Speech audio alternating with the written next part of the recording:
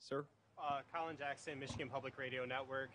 Michigan is a state that's going to be won on the margins. It's projected to be a close race. When former President Trump was in Detroit a few months back, he was talking to black voters. He was tried very hard to tie President Biden to the crime bill while taking credit for criminal justice reform. Right now, you're here in Shelby Township with tough on crime, mass deportation message. Do you feel like that's going to land with voters of color that the campaign will need to win?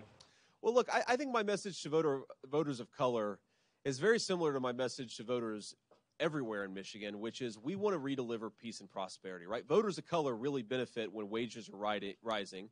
Voters of color really benefit when normal people can afford to buy a home, and we want to bring back some of those common sense policies. But I mean, if you look at the statistics, when you allow rioters to set fire to a city, or when the police are not empowered to do their job, it is very often voters of color that suffer disproportionately, right? It is voters of color who benefit the most from public safety, and I think that we have to get some common sense back. Now, that doesn't mean, of course, that we don't want police to have good relationship.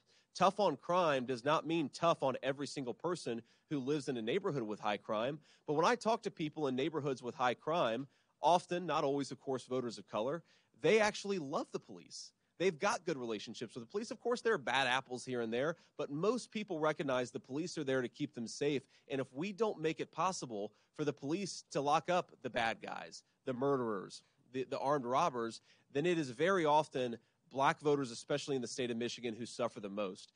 You know, one thing that really bothers me about the left's narrative on criminal justice reform and a lot of their attacks on police is, again, that it is very often black voters who suffer the most when the police aren't empowered to do their job. We have got to change this. There's an idea out there, I think, that Americans often forget, that the worst violent criminals, right? It's a very small group of people who commit the most egregious and most often commit the worst violent crimes. Nobody, black, white, or anything else, wants us to do anything other than lock up the most violent criminals. You do that, and you empower the police to do that, you solve a whole host of the violent crime problem, and voters of color, I think, benefit from that as much as anybody. Sir. Senator Garrett Haake from NBC News.